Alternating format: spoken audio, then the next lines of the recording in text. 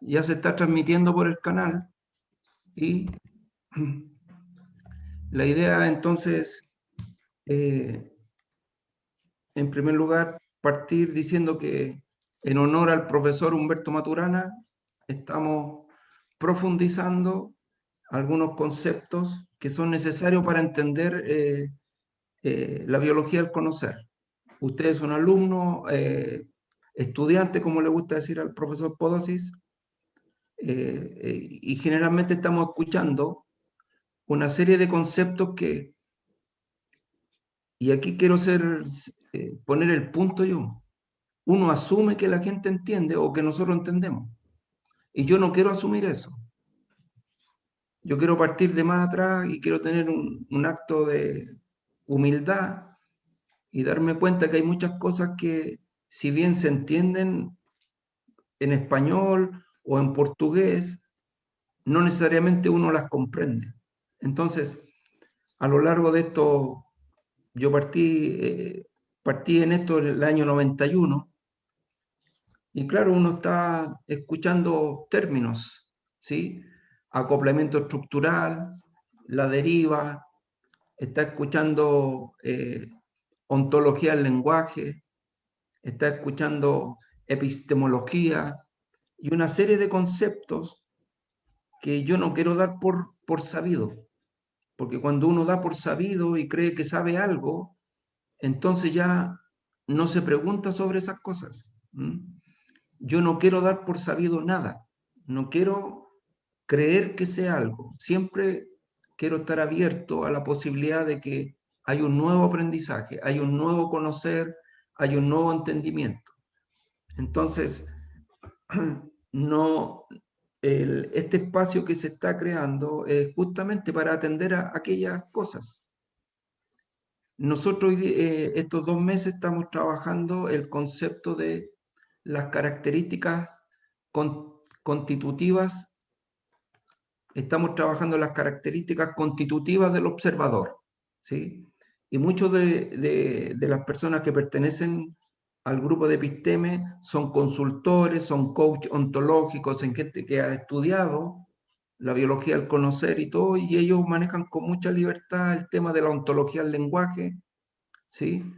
El observador, algunos dicen ontología del observar, ¿sí? Y siempre me pregunto si entendemos exactamente a qué estamos aludiendo cuando decimos ese tipo de cosas. ¿Sí? Si al usar esas palabras estamos haciéndolo adecuadamente. Y este no es una crítica y tampoco quiero cambiar nada, si simplemente reflexionar. Yo quiero saber si cuando digo ontología del lenguaje es adecuado ese término. Si digo ontología del observar, si es adecuado decirlo de ese modo, porque ontología del observar sería equivalente a decir características constitutivas del observador, ¿sí? Y cuando yo digo características constitutivas del observador, me parece a mí que es una forma más comprensible para, digamos, el público en general. Entonces, yo le he pedido a Alexandre Jardín, que él está ahí en Branca, Brasil, es un filósofo y además es un estudioso de estos temas y también él alumno destacado del postítulo, ¿sí? Se tomó un año completo para vivir a Chile para poder estar en el programa del postítulo, lo que equivalente a lo que hacía Sergio, que viajaba 800 kilómetros todos los fines de semana para llegar a estudiar. Yo creo que esas cosas hay que rescatarlas, esas cosas tienen un valor, ¿sí? El que estemos nosotros aquí, el que estemos nosotros aquí. El mundo sucede, ocurre de muchos modos y, y la gente los días a cualquier hora decide hacer cosas. Y sin embargo nosotros hemos decidido estar acá. Y eso tiene un valor. Entonces, el objetivo de este espacio de conversación es que un filósofo nos explique, y por supuesto esto no se agota en una charla ni en una conversación, menos en una clase, qué es lo que pensaba Platón cuando se refería a la epistemología y a la ontología, y si eso es adecuado usarlo en los términos que nosotros lo usamos, ¿sí? Con el único fin de que, bueno, si lo estamos usando mal, rectifiquemos, y si lo estamos usando bien, sepamos por qué lo usamos bien. ¿Sí? Ese es el objetivo, no es otro. Así que le quiero dar las gracias a todos los que están presentes en el canal YouTube. Ya se está sumando un montón de personas. Yo quise que los estudiantes estuvieran en la sala para que pudieran hacer clases de preguntas directamente, dado que ustedes están transitando el postítulo 2021, y yo me doy cuenta que ustedes van semana a semana entrando en una serie en esta vorágine que es un concepto, otro concepto, y uno no termina de entender un concepto y le ponen dos o tres más, y yo creo que no, que hay que, de pronto hay que hacer la pausa y como este espacio donde estamos nosotros ahora. Así que, bueno, le dejo el espacio a Alexandre y yo sigo administrando el canal YouTube. Gracias. Alexandre, por favor. Muy bien. Bueno, pienso que el querido Esteban ha hablado, dejado bien claro lo que vamos a hacer hoy, en esta noche. Quiero decir que es un placer muy grande estar con todos ustedes. Agradecer desde ya por el interés, por, bueno, la paciencia con mi poco español. Y así vamos, ¿ya? Mira, Esteban entonces me invitó a hablar de ontología y epistemología, digamos, en Platón, ¿ya? Como si entonces fuéramos a hablar de una filosofía de Platón. No es posible, ¿ya? Hasta porque hay muchos Platones, ¿ya? La recepción de Platón, digamos, se da hasta hoy, ¿ya? Entonces tendríamos que hacer como que una historia de la filosofía de más o menos casi 3000 años, ¿ya? Para nos acercarmos a la cuestión y claro, no tendríamos que leer otros textos que no, sino los textos de Platón, ¿ya?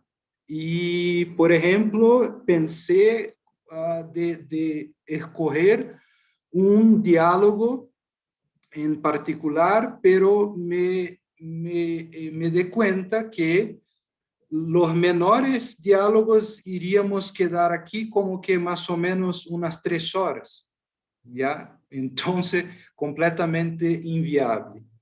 Entonces, será una perspectiva, ¿ya? A partir de algunos diálogos de Platón que voy apuntando en el recorrido de la presentación, y, pero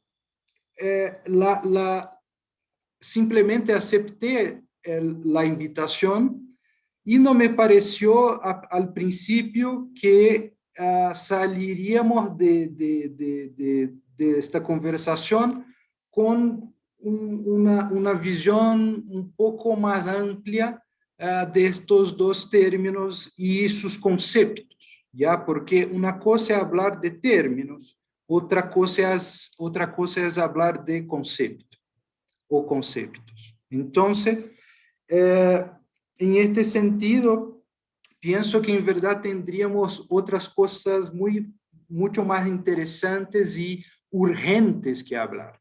Y la biología del conocer ciertamente es un marco donde podríamos pensar muchas cosas, ¿ya?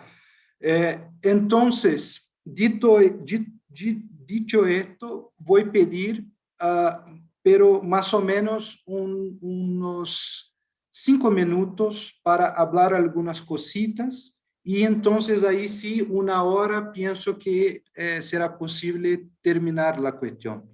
¿Ya? Bueno. Quiero, si ustedes me permiten, ya, ¿alguien puede decir que se está todo bien? ¿Podemos? Sí, sí, perfecto, está perfecto, Alexander, siga nomás. Bueno, me den el permiso de leer en honor al profesor Humberto Maturana un pasaje que está en su libro El sentido de lo humano. Cada vez que muere un ser humano, un mundo humano desaparece, a menudo de forma irrecuperable. Esto no es una banalidad sentimental, es una realidad biológica. El mundo es lo que vivimos, nuestro hacer en cualquier dimensión, desde el caminar hasta la palabra, es la realización de nuestra estructura biológica.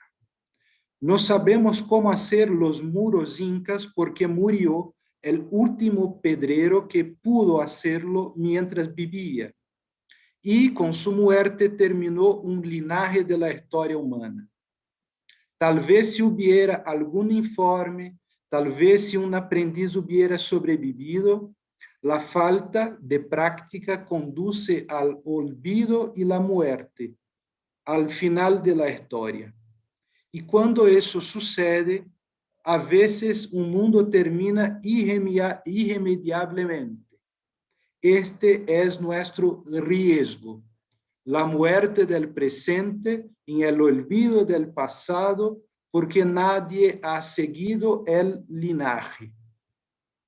Hay linajes que vale la pena seguir. Así dice Humberto Maturana.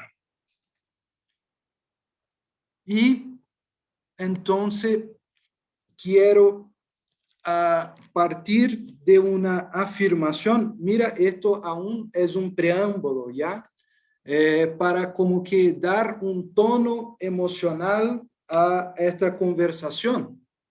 Entonces voy a hacer una cita de Humberto Maturana, escrita en 1988, que ustedes pueden encontrar en el libro La ontología de la realidad, ¿ya? Entonces dice Maturana, yo afirmo que el problema crucial de la humanidad, que la humanidad enfrenta hoy, es la cuestión de la realidad. Bien, y quiero hacer otra cita que es de un antropólogo brasileño llamado Eduardo Viveiros de Castro, que dijo en una clase magistral en el año de 2019, al final del año, el siguiente, y piensen en lo que estamos viviendo con la pandemia, ¿ya? Hoy vivimos en una guerra civil global que se da bajo diversas formas, que es a la vez ontológica, es decir, por la realidad misma, trabada ya no en el tiempo y en el espacio, sino por el tiempo y el espacio ellos mismos, y multiespecies, es decir, en que muchas especies están involucradas. La última citación. Afirmamos que en el ámago de las dificultades del hombre actual está su desconocimiento del conocer. No es el conocimiento, pero sí el conocimiento del conocimiento que crea el comprometimiento. Humberto Maturana y Francisco Varela. Muy bien. Pasamos entonces a hablar de ontología y epistemología a partir de Platón, o un breve diálogo con el pensamiento del mundo griego. Bien. Entonces, mira, la primera cuestión que tendremos que pensar algo es la siguiente. Cuando, por ejemplo, yo pregunto a ustedes, sin un mayor compromiso, ¿qué es esto? Ustedes van a responder, es un vaso. Es un vaso, sí. Es un vaso, ¿ya? Muy bien. La pregunta por lo que es, ¿ya? Donde ustedes, digamos, piensan que viene este modo de preguntar, ¿ya? En verdad que, en general, la genealogía de este modo de preguntar nos lleva al menos hasta Grecia, la Grecia antigua, ¿ya? Entonces, mira, vamos a hablar de la manera griega de preguntar, ¿ya? Y cuando un griego preguntaba, ¿qué es esto? ¿Qué es esto aquí? ¿Ya? Él preguntaba, ti estin, ¿ya? Sonaría algo así. Ti estin significa, ¿qué es esto? ¿Ya? Entonces, vamos nos acercando a la manera griega de preguntar. En verdad, vamos a descubrir que esta aún no es la manera griega de preguntar. El griego, el filósofo griego, preguntaría en verdad, ¿qué es esto que designamos vaso? ¿Ya? ¿Comprenden la diferencia? ¿Ya? No queremos saber el nombre de la cosa. ¿Ya? Queremos saber lo que es la cosa que designamos con el nombre vaso. Esta es la manera que los griegos, y ahí voy a nombrar específicamente Sócrates, inaugura ya en la Grecia, en Atenas. ¿Qué es esto? ¿Qué designamos cualquier cosa? ¿Ya? Entonces, mira, tenemos a principio una definición nominal, ¿ya? Esta expresión, claro, que surge mucho después, definición nominal, ¿ya? Pero no es esto que en verdad estos filósofos, Sócrates, Platón y después Aristóteles, van a desarrollar, ¿ya? Entonces no se busca una definición que, por ejemplo, las técnicas y las ciencias particulares ofrecen de sus objetos, ¿ya? Que en verdad, entonces llamamos de definición nominal. En sentido filosófico se busca una definición real, ¿ya? La definición nominal de una cosa cualquier se le atribuye un nombre y la describe, ¿bien? Pero es apenas un punto de partida, simple opinión sin fundamento, ¿ya? Hablamos, sí, por ejemplo, un árbol, pero sin un fundamento claro para justificar nuestra afirmación. Entonces, la definición real en este sentido sería la definición filosófica, ¿ya? Que dice lo que la cosa es en sí misma, ¿ya? Como es y por qué tal cosa es real y verdadera, a la cual entonces no partimos de ella, ¿ya? Es más bien donde vamos a llegar, ¿sí?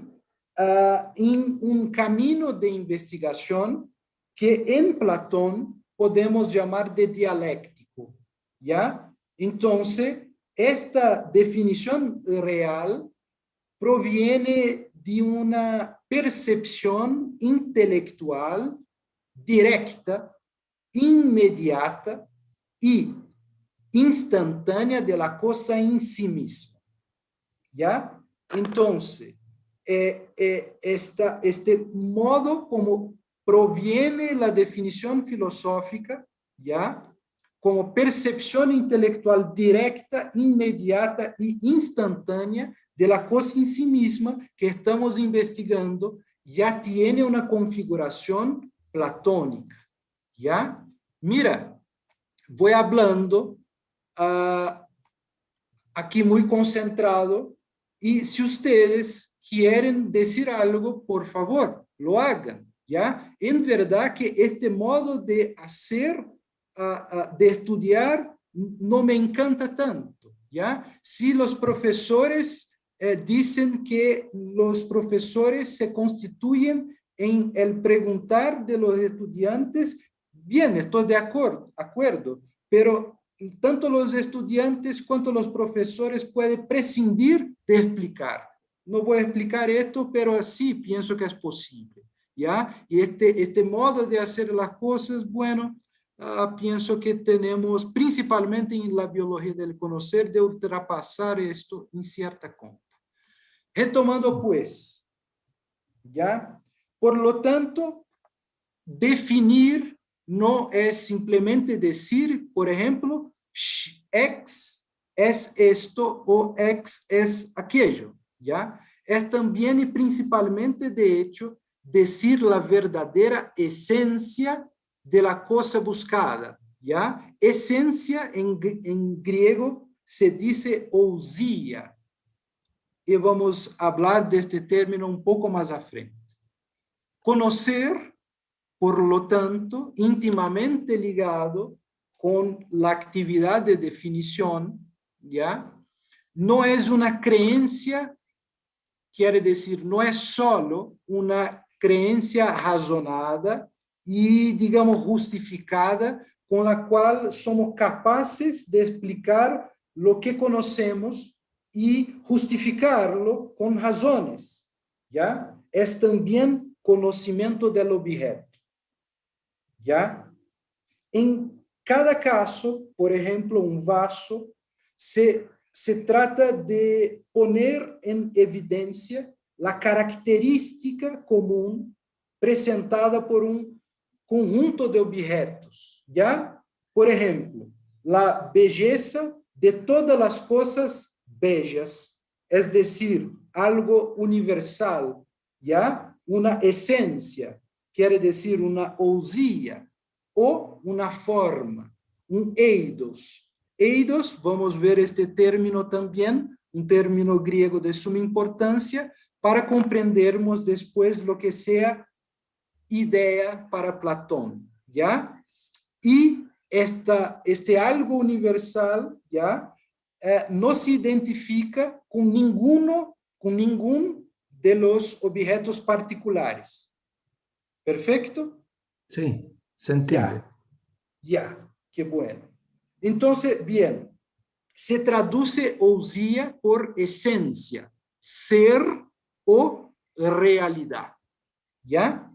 Siendo sustantivo abstracto derivado de on, ¿ya? En griego se dice ontos, ¿ya?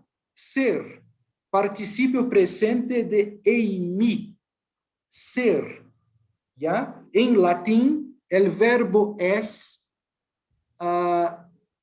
perdonen por no decir letra por letra porque me complico con el español, ¿ya? Entonces, el verbo es en latín también se dice, se traduce por ser, ¿ya? Y corresponde al griego einai, que sería el infinito de en mí. Y digo en mí, por ejemplo, yo soy, ¿ya? También en latín, esencia o esentia corresponde al griego ousia, ¿ya? Entonces, mira, son como bloques que voy haciendo y ustedes, por favor, interrumpan cuando quieran, ¿ya? Muy bien. Entonces, tenemos más o menos ahora una idea de cómo estos filósofos, Sócrates, Platón y posteriormente Aristóteles, se preguntaban. ¿Cómo preguntaban? ¿Ya? Este modo de preguntar no es una cosa que estaba ahí desde siempre, ¿ya? Entonces es un linaje, ¿ya? Es una tradición, ¿cierto? Y bien, así que estos filósofos preguntaban, ¿ya? Pensaban y decían respecto de ¿qué es esto lo bello? ¿Qué es esto lo conocimiento? ¿Qué es esto la naturaleza? ¿Qué es esto lo movimiento? ¿Ya? Lo que significa, les pregunto, nos preguntamos, y en qué sentido se debe comprender justamente el qué, ¿ya? El ti, ¿ya? ¿En qué sentido debemos comprender este qué, ¿ya? Aquello que el qué significa, se designa quid est to quid, quer decir, la quiditas, ¿ya? La quididad de algo, ¿ya? Sin embargo, esta quiditas quiere decir aquello por lo que algo es, ¿ya? Aquello que tiene que ser lo que es, ¿ya? Se determina de manera diferente en los diferentes periodos de la filosofía, ¿ya? Y vamos a hablar entonces de lo que Platón, ¿ya? Cómo Platón determinó justamente el qué, ¿ya? Muy bien. Entonces, si yo podría decir algo como una filosofía de Platón, ¿ya? Diría que la filosofía de Platón es una interpretación característica de aquello que quiere decir lo que, ¿ya? Entonces, a partir de ahora, vamos a nos preguntar cómo Platón determina esta quididad, ¿ya? Bien. Ahora quiero que ustedes con mucha calma escuchen esta formulación preciosa, ¿ya? Que Platón escribió en un diálogo llamado Timeo, ¿ya? Muy bien, Platón dice el siguiente, se pregunta, ¿qué es el ser eterno? El que no tiene nacimiento.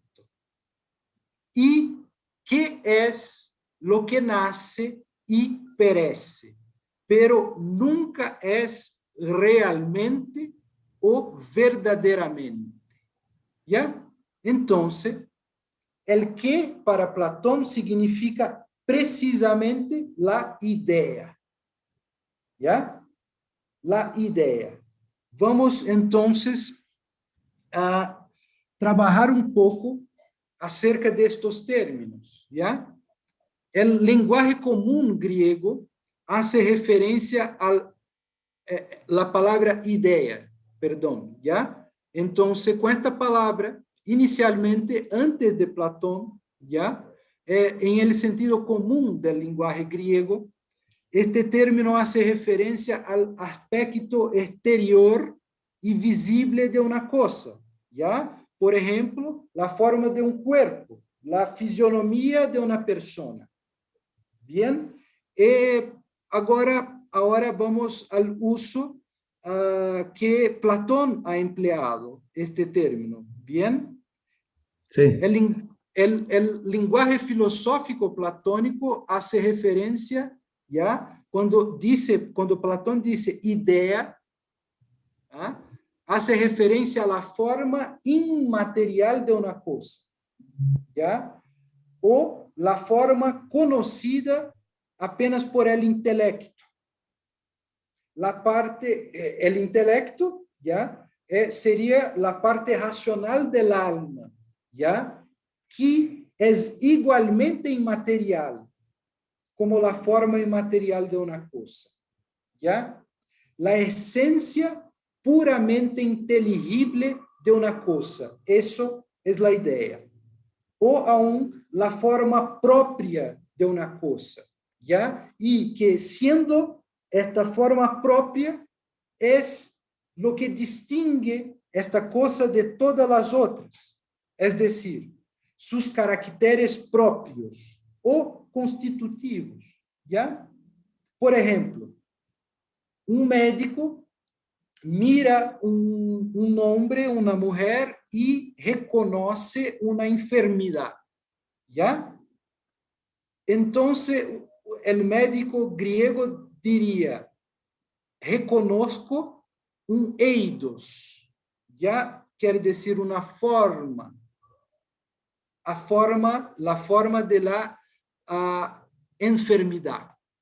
Bien, entonces, en el lenguaje común, retomando una vez más, eidos viene de una raíz que aparece bajo tres formas: eidi, oidi y idi, ¿ya?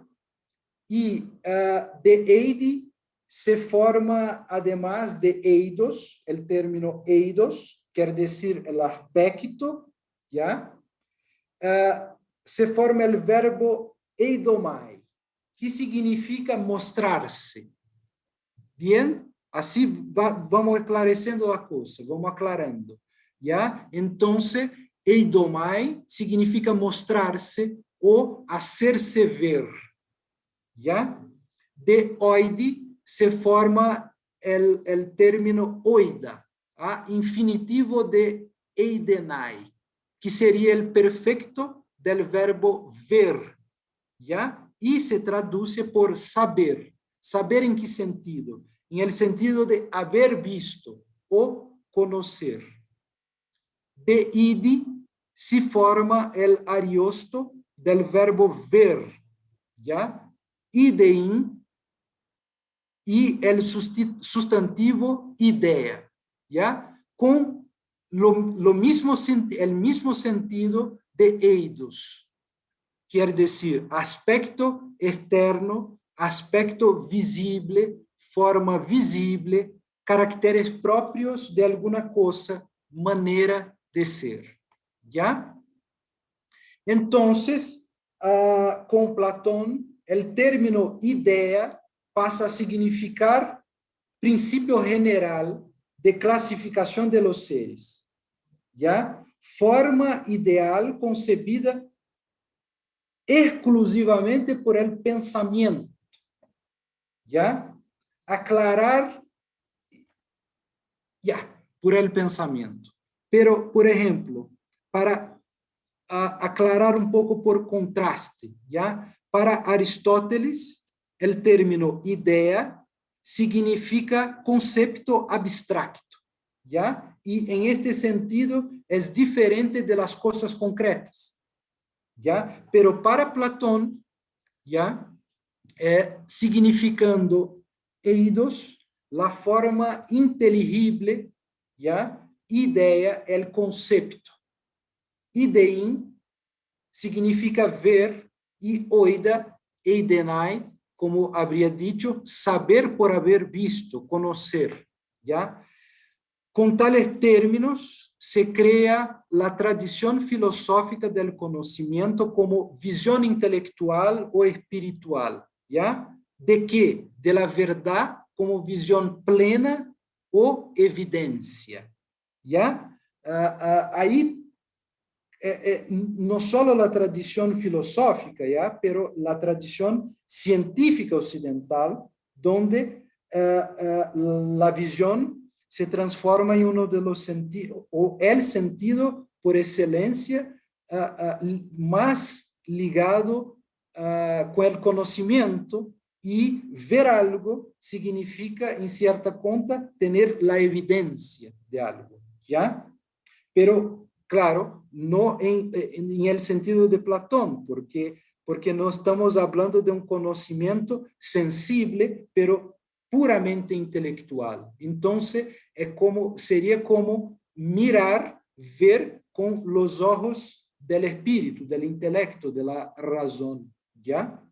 La idea, en este sentido, es la realidad verdadera que el pensamiento ve. Así concebida, el término idea, ¿ya? O la idea como concepto, en oposición a eidos, ¿ya? O idea, está otro término griego llamado eidolon, ¿ya? ¿Qué sería el eidolon? Sería la imagen o la reproducción, la copia, el ídolo o fantasma o simulacro de algo. Por ejemplo, si hay la idea de lo bello, ¿ya? O la idea, por ejemplo, de un vaso, hay el artesano que hace el vaso y el pintor hace una imagen de este vaso, ¿ya? Este vaso ustedes pueden ver de varias referencias de posición, pero el pintor solo ofrece una perspectiva y no más.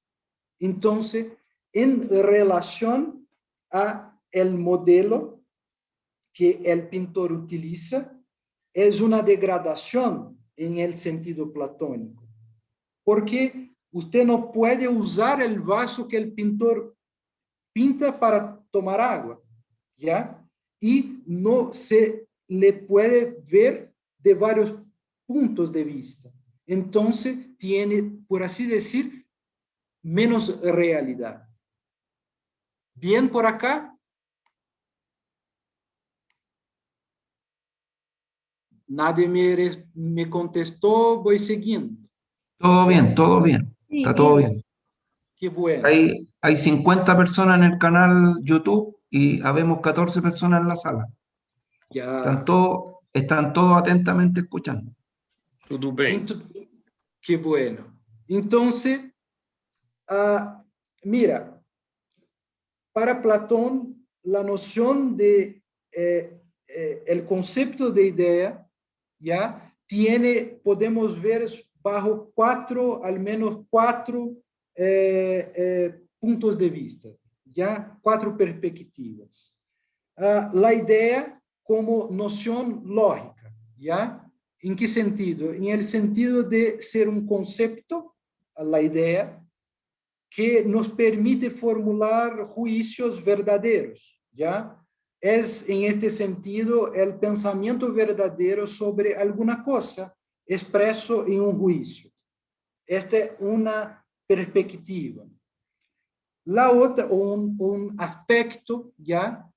De la idea platónica, ¿ya? Por otro lado, es una entidad real o ontológica. Bien, quiere decir un ser o el ser verdadero.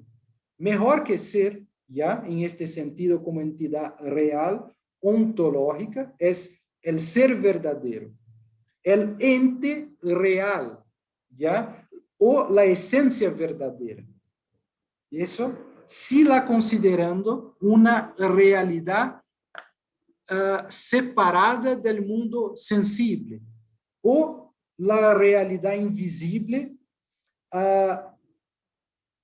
o aún la estructura inteligible de las cosas sensibles, ¿cierto?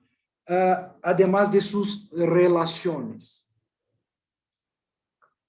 Entonces, en este sentido de entidad real o ontológica, la idea es la forma entendida como esencia, la naturaleza propia, estructura completa o perfecta de algo y que solo puede ser alcanzada por el pensamiento.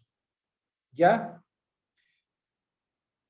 El otro aspecto sería entonces el paradigma epistemológico.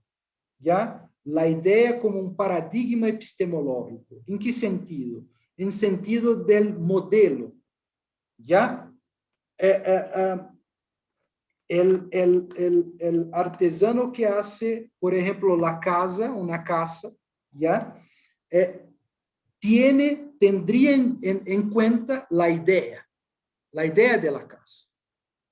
¿Ya? Y en este sentido, es que la idea, en sentido platónico, también es un paradigma epistemológico.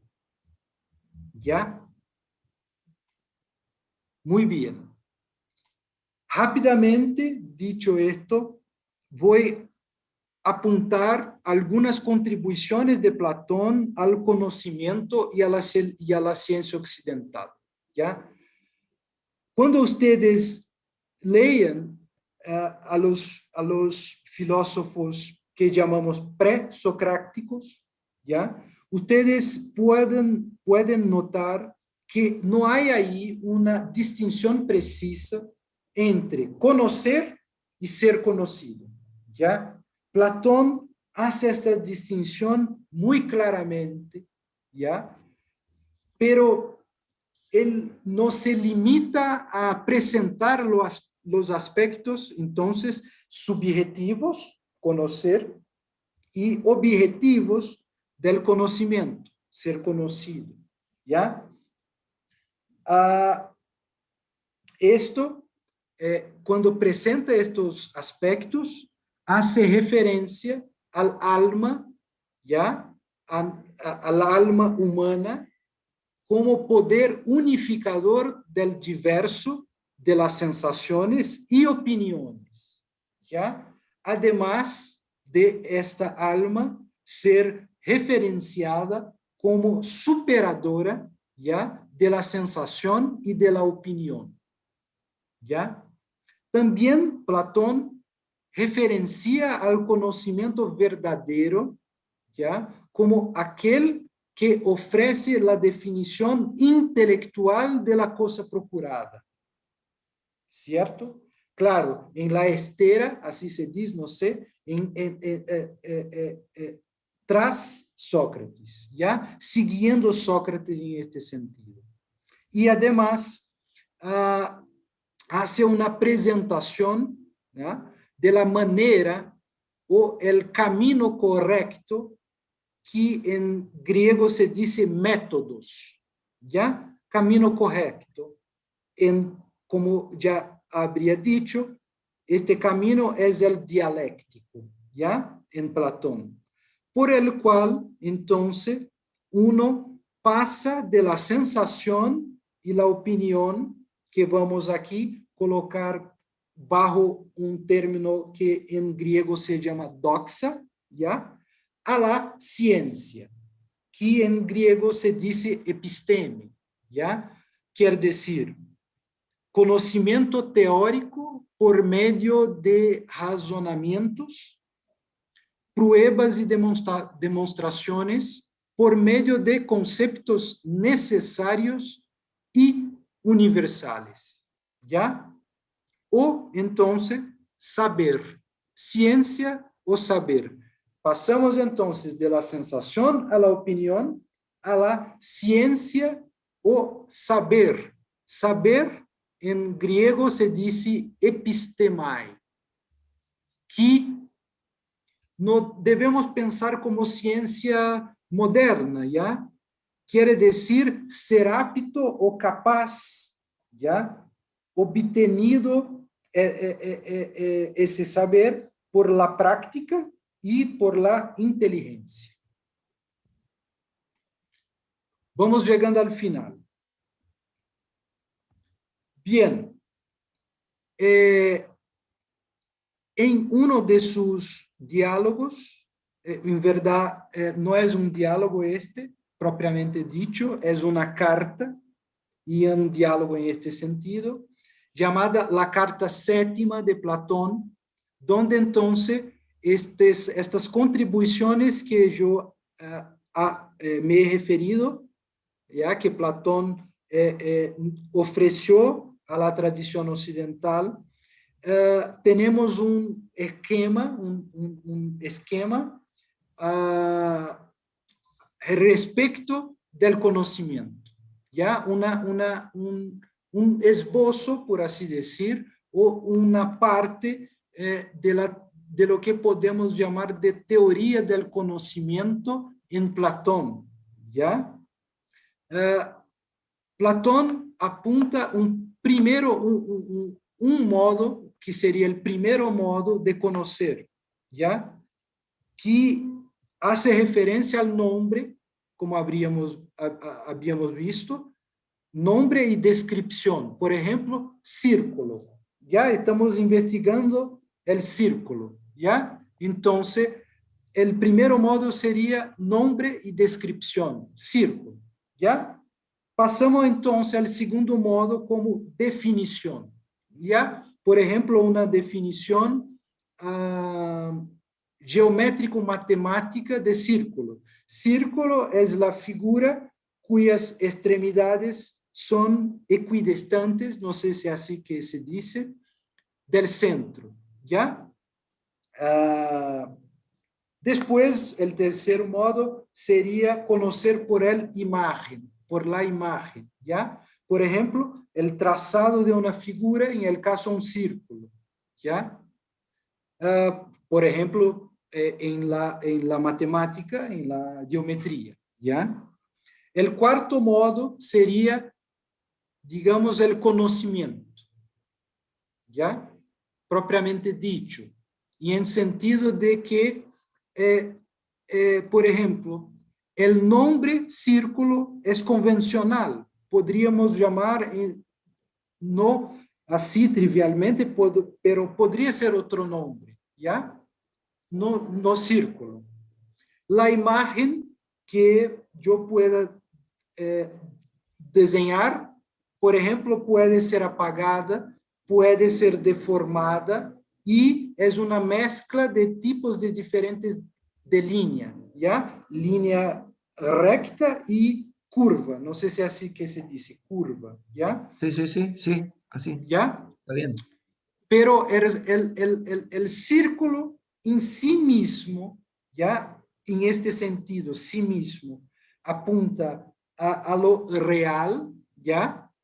Tal como el círculo es en sí, no se identifica ni con el nombre convencional, el círculo no cambia, ¿ya? Y no tiene mezcla y oposiciones, ¿cierto?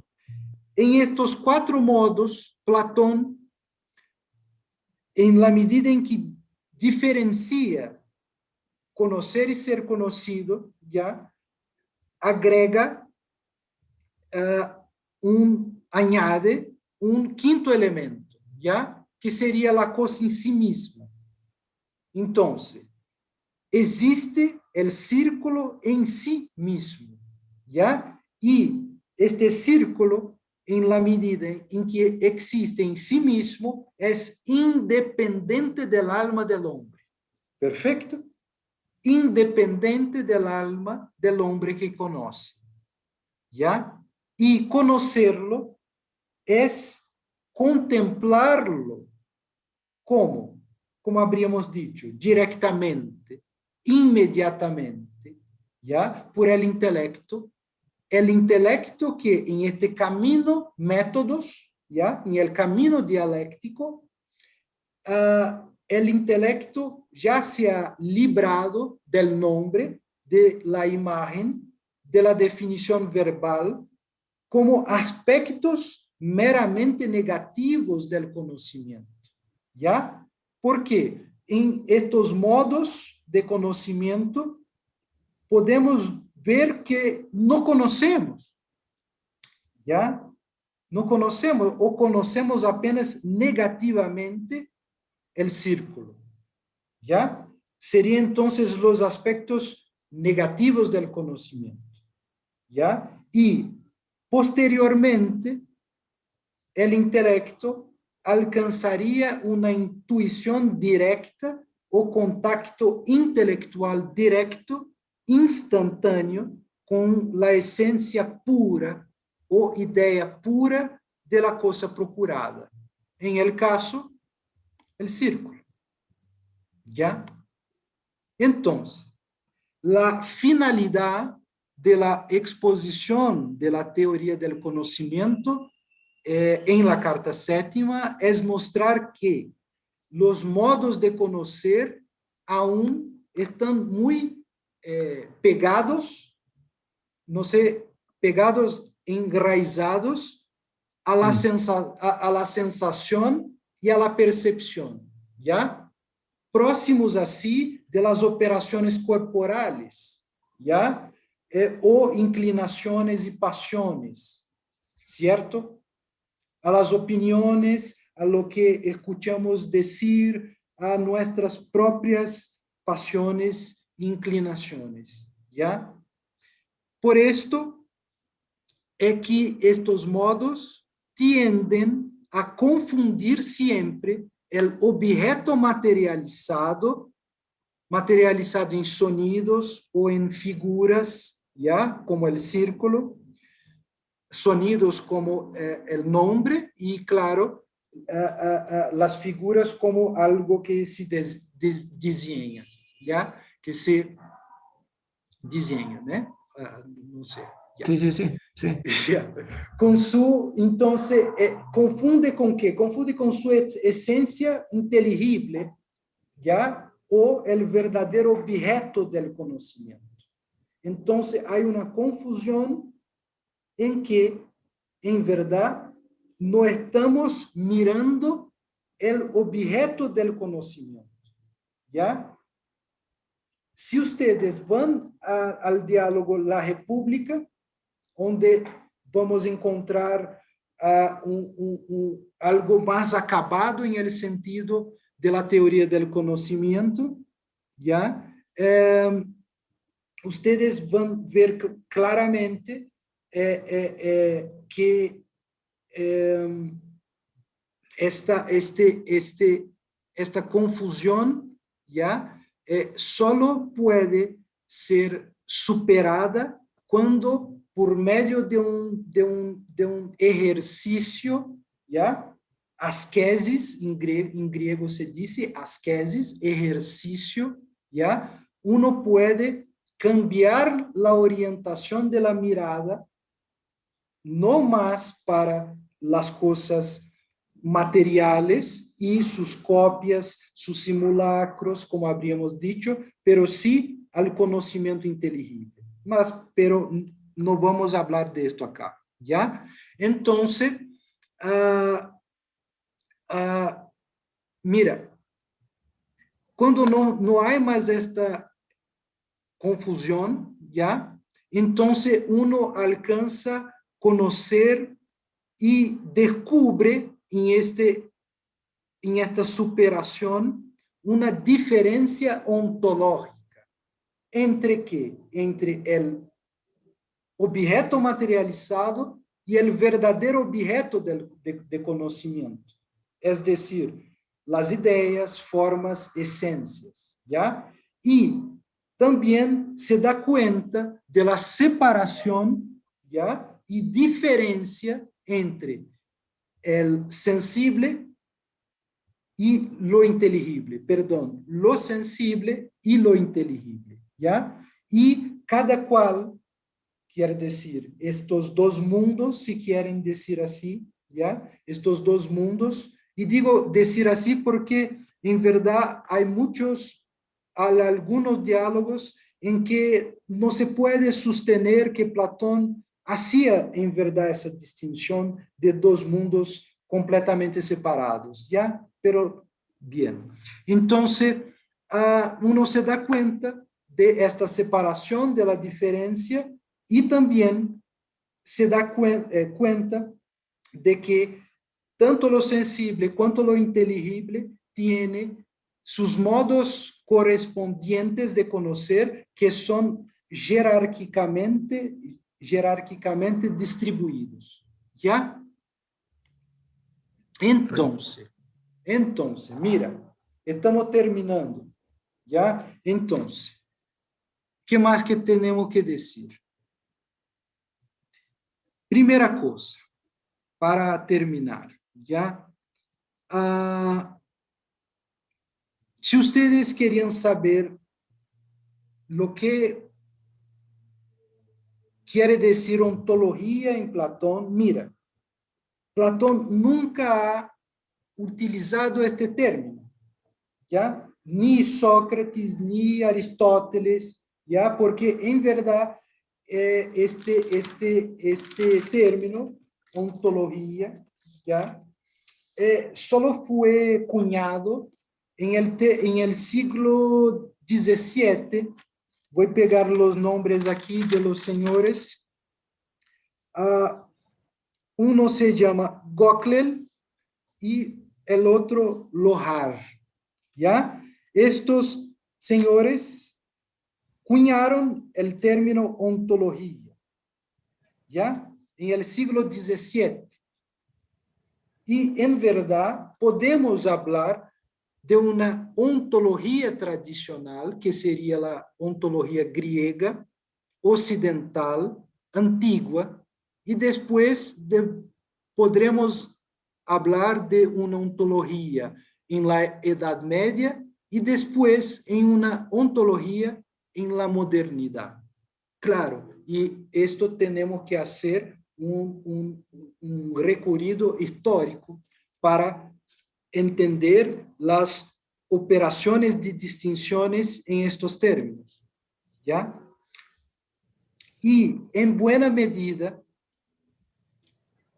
podremos decir que la ontología tradicional sí tiene su primera formulación doctrinal en Platón, ¿ya? Pero la filosofía o la metafísica de Platón no puede ser identificada definitivamente como ontología, ¿ya? Aunque claramente podamos identificar en esta filosofía una epistemología, ¿ya? ¿En qué sentido? En sentido de gnosiología o teoría del conocimiento. Porque en la modernidad, epistemología también quiere decir filosofía de la ciencia, ¿ya? Aquí estamos hablando de otra cosa, que sería gnosiología o teoría del conocimiento, ¿ya? Esto sí tenemos una teoría completa en Platón. ¿Y por qué no podemos entonces identificar la filosofía de Platón como ontología? Bien, porque Platón investiga siguiendo en esto el ejemplo de Sócrates, como habríamos dicho, no tanto la naturaleza del ser en tanto tal, ¿ya? Platón se pregunta, investiga aquello que en el ser, hay de verdadero. Esta es la pregunta de Platón. ¿Ya? Quiere decir con verdadero lo que quiere decir inmutable, eterno. ¿Ya? ¿Se recuerdan de la cita maravillosa que es aquello que es eterno, no tiene nacimiento y que es aquello que siempre viene a ser y nunca es? Sí, sí, ¿Ya? sí.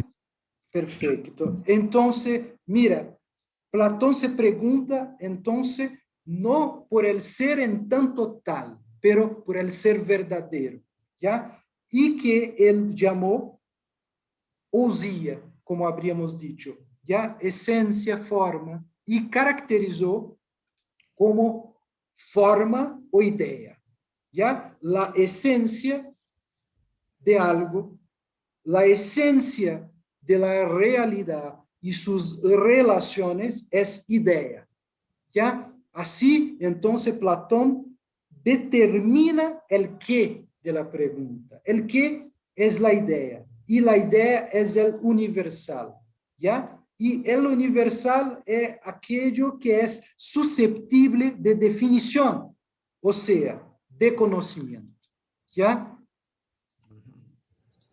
Mira, es por esto que no, entonces, podemos decir que, en resumen, tenemos un esbozo de ontología en Platón, ¿ya? Pero no una ontología, por el motivo dicho, ¿ya? Pero desde Parménides, que es un presocrático, ¿ya? Parménides colocou como tarefa suprema del filosofar el problema del ser, ¿ya? El problema del ser. Platón produce un discurso ontológico sin salir del plan inteligible de las ideas. Esto al preguntarse por aquello que en el ser hay de verdadero. Ya. Pero solamente con Aristóteles que comienza la ontología en sentido estricto, ya como una ciencia que Aristóteles llamó de filosofía primera, ya cuyo objeto es lo que es en tanto que algo que es. Ya, mira, voy a repetir la formulación. Lo que es en tanto que algo que es. Esto se encuentra en la metafísica de Aristóteles, ¿ya? Es en Aristóteles, pues, que se va a preguntar no por el ente verdadero, como Platón, pero por el ente en tanto ente. En esta medida, Aristóteles formula la cuestión ontológica en su máxima universalidad, ¿ya? Lo que es en tanto que algo que es.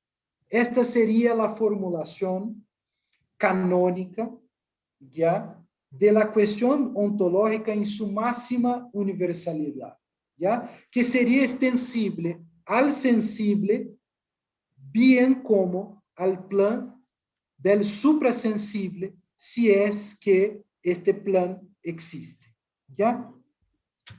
Así que la historia de la ontología se va a concentrar sobre lo que los griegos llamaban toon, el ser, ¿ya? Traducimos así, con muchos problemas en verdad, pero traducimos por ser, ¿ya? La ontología se concentra en el problema del ser, así de sencillo. Así, filosofía o metafísica, en este sentido quiere decir lo mismo, filosofía es metafísica, ¿ya? Se colocará a camino del ser del ente, ¿ya? O busca investigar el ser del ente bajo el punto de vista del ser, ¿ya? Y mira, esto es en el máximo una introducción muy esquemática, perspectivista en la obra de Platón, tendríamos que, como habría dicho al final, al menos unas 4 horas para hablar mínimamente bien de esto todo, ¿ya? Pero voy a hacer apenas más una referencia para que ustedes tengan pues una referencia a partir del siglo XVII, cuando entonces el término ontología es cuñado, ¿ya? Y después hasta los siglos XVIII, ¿ya? Y no voy a hablar después, siglo XX y XXI. Mira, en el filósofo Christian Wolff, ustedes van a encontrar, pero antes de decir esto, Göckel y Lohart, que habría citado, cuñan en el siglo XVII el término ontología y dividen la metafísica en dos sesiones, ¿ya? Sería la ontología o metafísica general, cuyo objeto de estudio es el ente como ente, el ente en tanto ente, ¿ya? En su máxima generalidad. Y la metafísica especial que estudia el ente supremo, Dios, ¿ya? La distinción canónica que tenemos en la tradición a partir del siglo XVIII fue definida por Christian Wolff, ¿ya? Y Wolff dice lo siguiente: ontología, de un lado, y 3 ciencias metafísicas especiales, ¿ya? Entonces, mira, Göckel y Lohart hacen la distinción entre ontología o metafísica general y metafísica especial. La metafísica especial estudia el ente supremo, Dios, ¿ya? La metafísica general, el ente en tanto ente en su máxima generalidad. Wolff hace la distinción entre ontología, ¿ya? O metafísica general y 3 ciencias metafísicas especiales llamadas cosmología general, psicología racional y teología natural, ¿ya? Después de Wolff, Immanuel Kant va a llamar su gnosiología, que es una gnosiología crítica, como ustedes saben, de ontología o metafísica, ¿ya? Y después de este último uso por Kant, todos los filósofos posteriormente, en general, utilizan indiscriminadamente ontología o metafísica, ¿ya? Pero algunos, principalmente los post-metafísicos, los post-metafísicos, los que han, digamos, abandonado por completo la metafísica tradicional y su fundamento, ¿ya? Prefieren utilizar ontología, justamente porque no se presupone a priori antes de demostración que no se presupone necesariamente, ¿ya? Que hay un estudio de lo suprasensible, por ejemplo.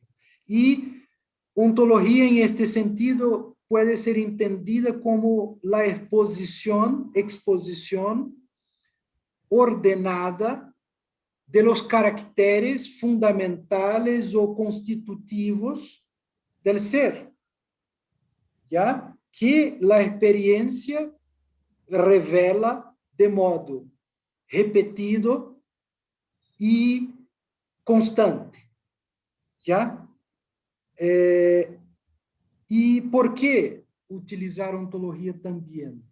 Porque en este sentido, entonces, parece contener en sí mismo el término ontología un aspecto descriptivo o denotativo, no sé si así que se dice, denotativo, Sí, sí, capaz entonces de eliminar la vieja oposición entre metafísica y experiencia. ¿Ya? Muy bien. Y termino acá la exposición de Platón y quiero, para terminar, hacer una pregunta a ustedes, ¿ya? Si consideramos que el profesor biólogo científico Humberto Maturana es como que el creador, y la palabra creador pienso que es apropiada, ¿ya? Porque según Maturana y Einstein, donde Maturana saca esta idea, en cierta cuenta, las teorías son libres creaciones de la mente humana y espantosamente explican el mundo. Y tiene que ser así, dice Maturana. ¿Ya? Entonces, en tanto creador de la biología del conocer, ustedes piensan que Maturana, claro, todos saben que Maturana utilizó mucho la palabra ontología. Y claro, yo no conozco un texto de Maturana donde los términos no estén pensados muy precisamente. ¿Ya? Entonces, claro que usó con toda pertinencia este término, pero yo preguntaría a ustedes, ¿Maturana tiene algo que ver con la metafísica? ¿La biología del conocer sería posible sin una metafísica, quiere decir una filosofía? Muchas gracias a ustedes. gracias, Alexandre. Estuvo profundo, un espacio para reflexionar, ¿sí? Qué bueno. Este, nos quedamos con la pregunta. Mira, para respetar los tiempos, vamos a dar unas 2 o 3 preguntas para los que quieran hacer. En el chat, digamos, en el YouTube, están también estudiantes ahí conectados, pueden hacer alguna pregunta y los que están en la sala también hay un espacio para preguntar y nos quedamos con la pregunta que nos hizo Alexandre. Y yo quiero partir con una pregunta así sencilla, como dijimos que eran estos espacios. Estos espacios son para profundizar aquellas cosas que escuchamos, leemos, pero que no sabemos a qué aluden. De modo que cuando estamos leyendo quedamos mal, digamos, no comprendemos lo que estamos leyendo. Y lo que queremos hacer en estos espacios es eso, Ya. darnos el espacio para entender qué es lo que estamos leyendo y si a lo que estamos concluyendo es lo adecuado. Dicho eso, y habiendo escuchado a Alexandre, yo me pregunto, entonces, ¿está bien hablar de que el lenguaje tiene su ser? ¿El lenguaje tiene un ser? ¿Hay una ontología del lenguaje? Esa es una pregunta. Mira, si usted, mira, es una pregunta que en el espacio, en el dominio explicativo de la biología del conocer, es claro, porque es un término canónico del corpus de la biología del conocer. ¿Ya? La gran cuestión, pienso yo, es que Maturana siempre ha hablado de la importancia de unir reflexión y práctica. ¿Ya? La ciencia como un espacio de práctica. Y Maturana decía, ¿por qué los filósofos no comprenden la ciencia? ¿Por qué no practican? No están haciendo experimentos en los laboratorios o fuera de los laboratorios. ¿Ya? A la vez, ¿por qué los científicos no comprenden la filosofía o el filosofar? ¿Por qué no entienden la ciencia como un espacio de reflexión? Este sería el primer apunte. Entonces, tenemos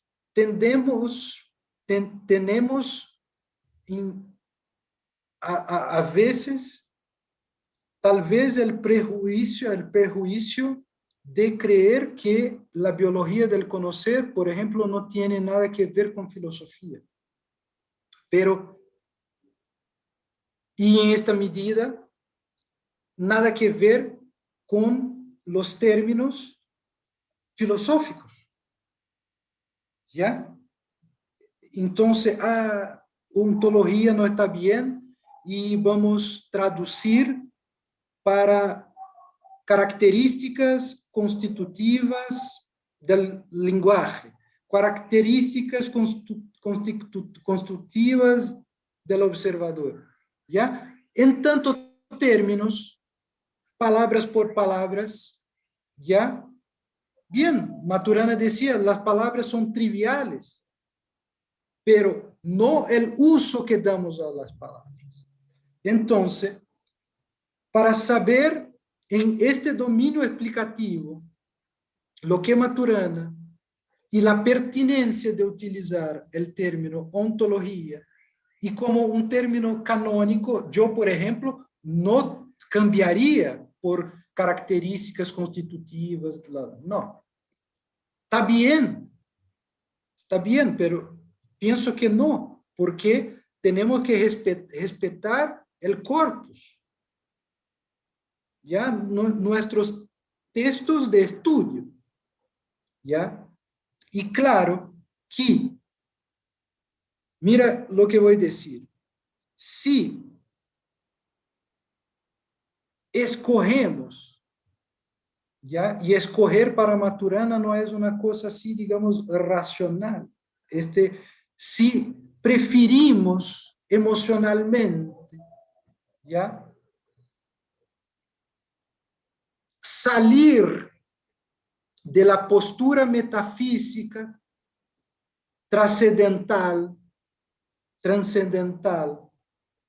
y vamos a una postura metafísica que Maturana ha instaurado. Mira, estoy diciendo con todas las palabras, Maturana tiene una postura metafísica que fue la condición de posibilidad para crear la biología del conocer. Claro, siempre uniendo práctica y reflexión. ¿Ya? Y para no decir que estoy aquí hablando en base de nada, voy a citar el propio Humberto Maturana. ¿Ya? Este libro refleja la historia de un cambio metafísico en mi pensar, en mi sentir y en mi concepto de la vida y de los mundos en que vivo. ¿Ya? Dice además, tomé conciencia cabal de que habría creado una nueva metafísica, que en realidad lo había hecho, ¿ya? Y me di cuenta que a partir de ahí tenía que reconocer explícitamente que no practicaba solamente biología, sino que también filosofía. ¿Ya? Entonces, claro que sí, que el lenguaje tiene un ser, pero no el ser trascendental, independiente de nuestra... Mira, ustedes recuerdan cuando yo dije que la idea existe ontológicamente, independientemente del alma del que conoce.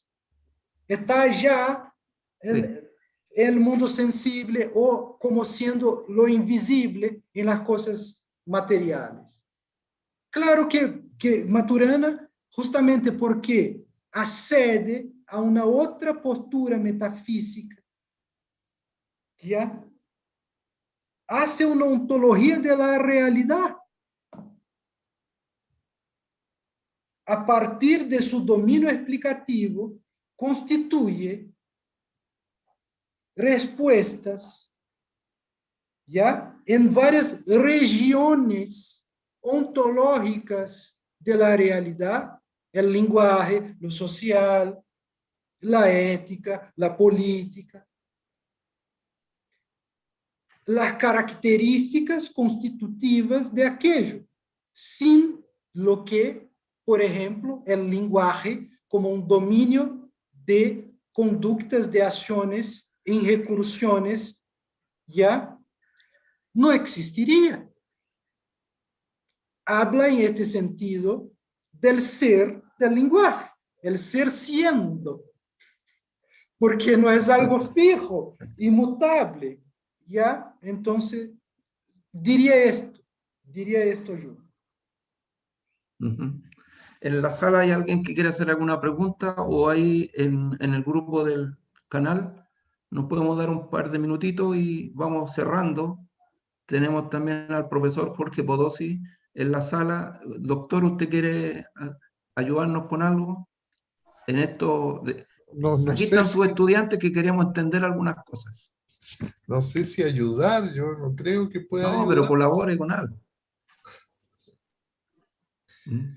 Es interesante toda esta reflexión.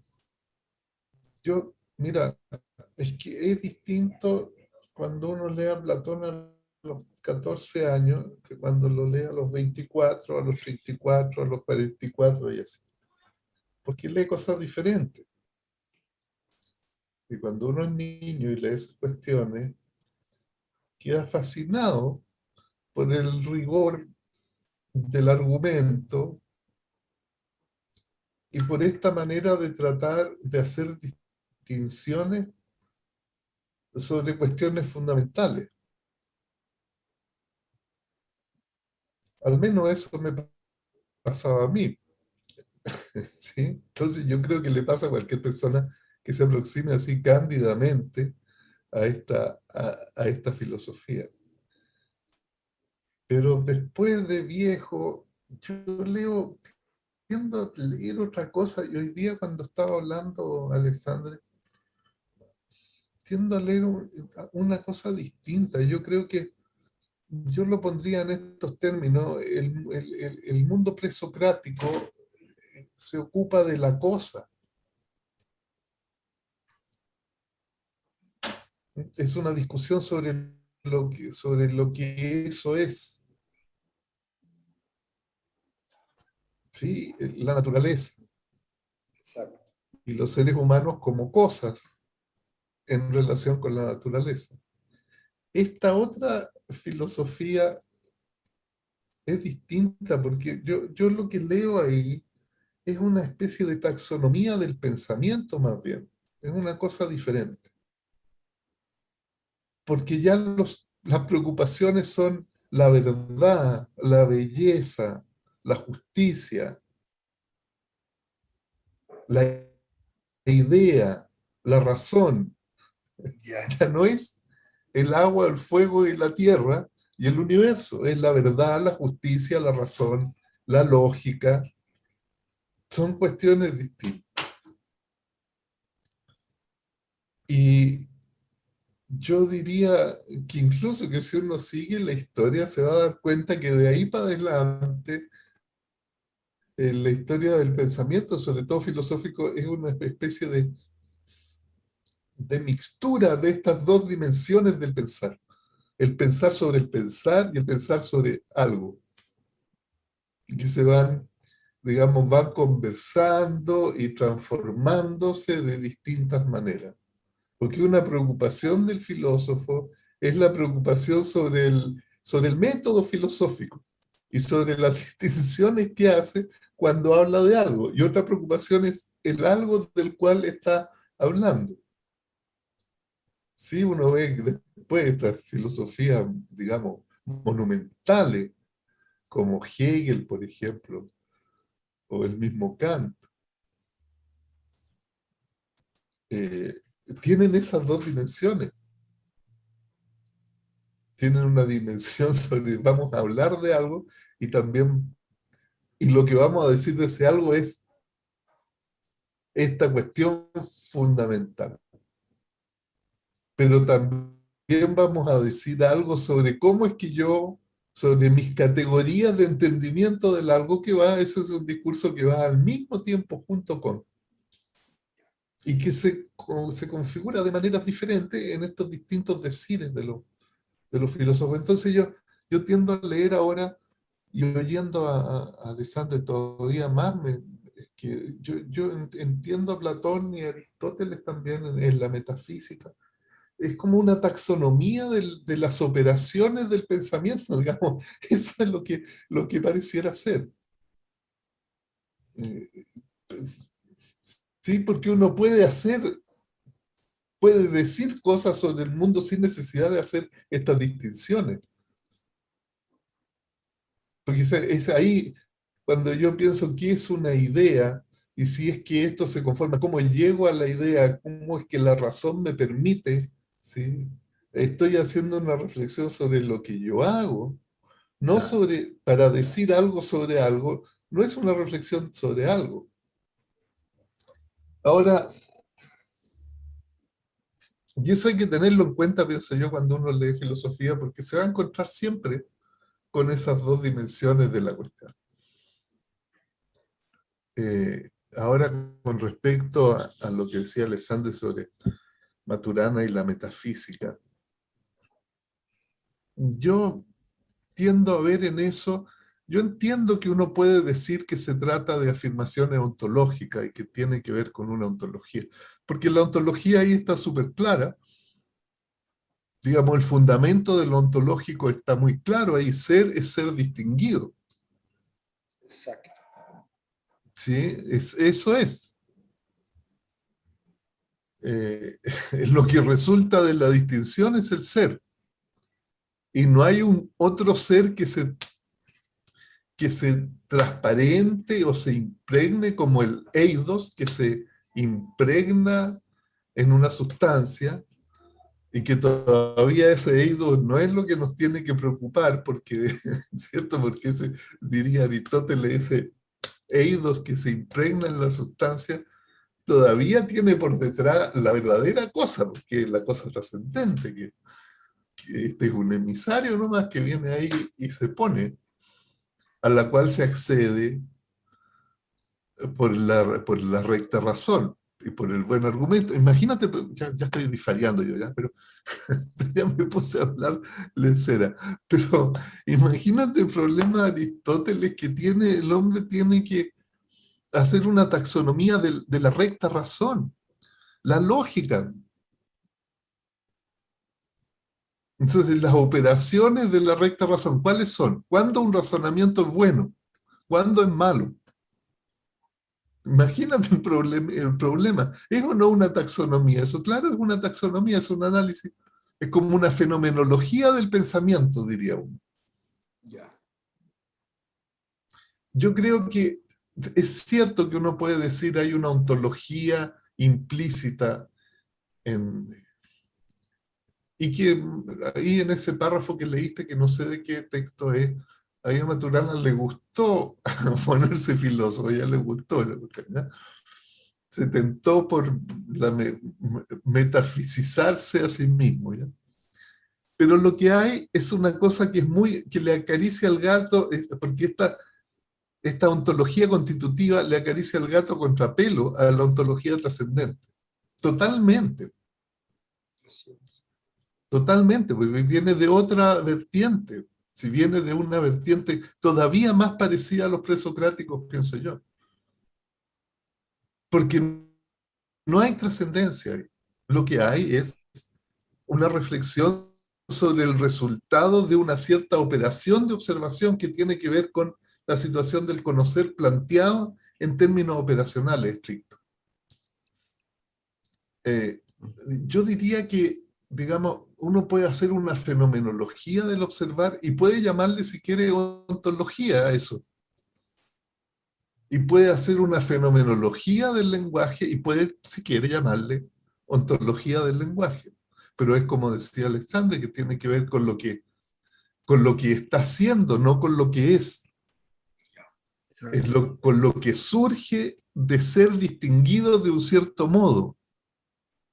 De la misma manera que uno puede hacer una fenomenología de la conciencia, puede hacer una fenomenología. Es decir, dado que una vez que esto está constituido, ¿cuáles son sus propiedades, sus características? Pesa, por ejemplo, este gesto que yo hago constituye algo que es, cualquier cosa que resulte de aquí es algo que es soportable, es algo que es trasladable, ¿sí? Es algo que tiene, mira, tiene un límite. Es algo que, mira lo que estoy haciendo. Aquí lo tengo, lo saco de aquí, lo pongo acá. ¿Comprende? Entonces, lo que sea que es esto, es trasladable, es transportable, es limitado, tiene densidad, fenomenología. Es una fenomenología. Ahora, si esas características obedecen a algo trascendente, a un eidos que se impregnó ahí, o no, es una cuestión que no se discute, no es discutible, en el sentido de que no está al alcance, no está al alcance de la operación de distinción. Entonces, yo voy a operar sin eidos, sin idea, trascendente.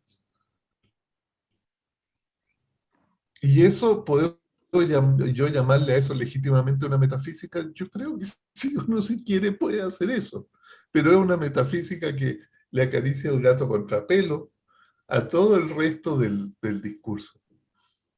Porque la pregunta por el ser es bien interesante, es una pregunta ontológica, la pregunta por el ser de algo, ¿no? Porque supone que ese algo, ¿qué quiere decir? Es que ese ser está ahí esperando que yo, por la recta razón, me encuentre con lo que es, o ese ser es lo que surge en el momento, y tanto el ser de eso como el modo de ser surge en el momento en que yo lo distingo. Son dos maneras de mirar el problema del ser. Y claro, por este lado, es constitutivo, tiene que ver con la distinción. Ah, pero alguien podría decir, ya, pero espérate un poquito. Tiene que haber un sustrato, tiene que haber una cuestión que te soporta. Aunque tú seas el único y no haya más gente que tú operando, opera en un algo. Claro, sí, tiene que ser así porque si no, el asunto no tiene sentido. Es por una razón epistemológica en último término. Es que yo tengo que poner un sustrato ahí del cual, así como el de Kant, del cual no puedo decir nada, excepto que me permite hacer lo que hago. Y lo tengo que poner, claro, porque en el vacío no puedo operar. Entonces estoy haciendo una afirmación metafísica cuando digo eso, hay como una metafísica de cuarta clase, digamos, de cuarta dimensión, de una cuarta profundidad. que está por debajo de todas, está más fundamental todavía que todas las otras. No sé, pues eso lo discutirán los filósofos que les encanta discutir de estas cosas.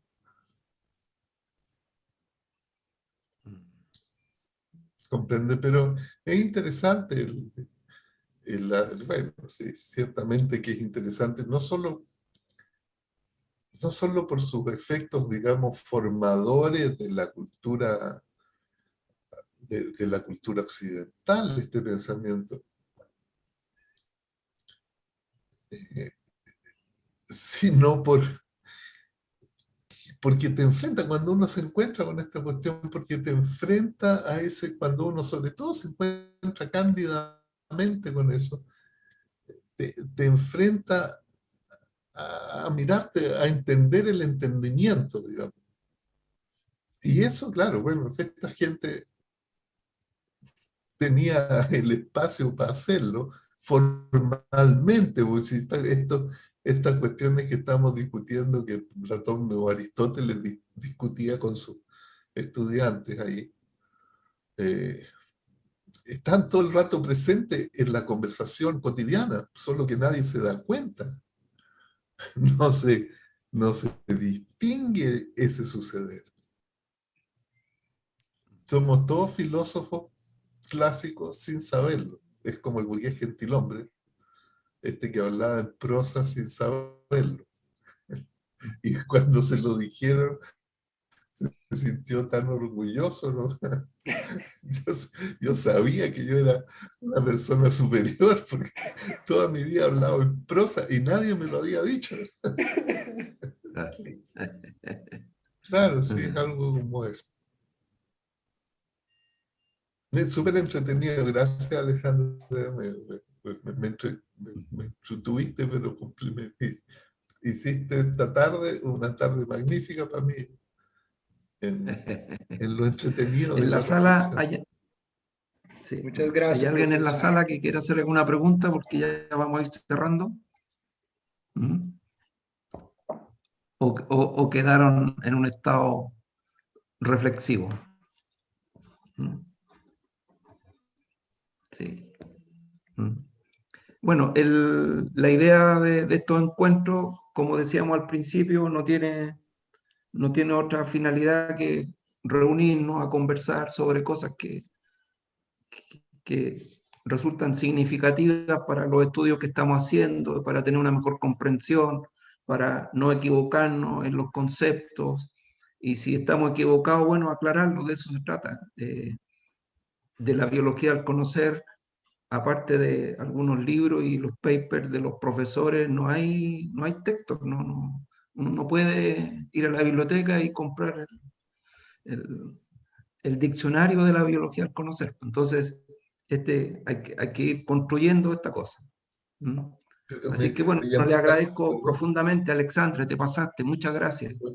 Muchas Una, gracias, Esteban. les digo, sí, me llamó tanto la atención ese párrafo que leíste de Maturana embriagado consigo mismo, me pareció fantástico, que uno no lo veía así claro. de general. Mira, A ver, Alexandre, Estaba embriagado Alexandre, de ¿nos sí puedes mismo. decir, ¿cómo? Alexandre, ¿nos puedes decir dónde está, nos puedes decir dónde Claro, está ese párrafo? claro, claro que Sí, a ver, sí. dígalo. Me olvidé de hacerlo, ¿Mm? no podría dejar de hacerlo. Está en la introducción o el prefacio del ser al hacer, ¿ya? Y bueno, claro que en el sentido que el profesor Jorge está hablando, uno puede, y claro, el profesor conocía a Maturana más que yo, ciertamente, entonces sabe de lo que está hablando, ¿ya? Claro, Pero no era dado a hacer esa exégesis de su... No le ocurría él, con frecuencia. Sí, tomarse muy en serio y a darse cuenta de las consecuencias que tenían las cosas que estaba haciendo, eso sí, eso todo el rato. entonces, Sí. él dice en este prefacio que, bueno, en este periodo se dio cuenta de que así era la cosa, ya que habría entonces como que fundado, como que creado una nueva filosofía, y en este sentido que habríamos empezado a delinear sería una metafísica, porque filosofía es metafísica en este sentido, ¿ya? Y Sí. claro, no es la primera vez que el problema del ser se coloca como el ser distinguido. No, no es. ¿Ya? No, también está el positivismo lógico, por ejemplo. Por ejemplo. ¿Ya? Sí. Y ahora, obviamente que y hay ciertamente una cercanía con el positivismo lógico, Wittgenstein. Yo te ¿ya? puedo contar por qué. Por favor. Pero para terminar, diría que en este prefacio, si uno o si los estudiantes quieren pensar, ¿ya? Cómo entonces esta tradición de 3000 años casi se encaminó en una persona en el sur del mundo, en Chile, ya como un estadio de esta historia, y de alguna forma escribir sobre, porque ahí tiene en este prefacio además todos los contenidos básicos para hacerlo, basta querer hacerlo, y claro, saber por qué se quiere hacerlo, cuál sería la real contribución de esto, pero además de esta cosa de decir, bueno, soy filósofo y no sé qué, pienso que ahí tiene algo acerca de las fundaciones de la biología del conocer, que tiene que se tomar en serio, porque Maturana se tomó muy en serio, y pienso que esto es uno de los aspectos que promovió todo esto que estamos haciendo acá. Sí. Así, es así. Ya, doctor, ¿Qué? prometió que no iba a explicar No, pero ese es para otro día. ¿Cómo vamos a dejar todo? Claro, claro. Bueno, entonces muchísimas gracias. Fue un Sí, placer, un gracias a honor. todos, se pasaron. Espero que tengas, bueno, Sí, algo útil, benéfico y justo. Siempre que sí, empiezo sí. algo como una clase, porque bien no soy profesor, no quiero ser profesor, mas me recuerdo de una de las grandes clases que he asistido del profesor Jorge, en que empezaba con una reflexión socrática, ¿ya? Si es justo, si es bueno, si es útil, ¿ya? Entonces, muchísimas gracias. Espero tener el placer de conversar con ustedes otras veces. Gracias, Alexandre. Buenas noches a todos, se pasaron. Gracias por estar. Gracias, A los Alexandre. estudiantes del Muchas postítulo, gracias, mañana a las Alexandre. 10 de la mañana, Gracias. llueve o truene. Claro, allí Les toca la estaremos. última clase con el doctor Podosis del Ah, módulo. Gracias, doctor, se pasó. Gracias, buenas noches. Gracias, Alexandre, doctor. amigos. Gracias, buenas noches. A Buen los fin que de están en semana. el canal, gracias. Se agradece. Gracias. A la gente del Maule también, de San Javier, que se conectaron a través de la Gracias. Corporación Cultural. Ya. Chao. Mañana nos vemos.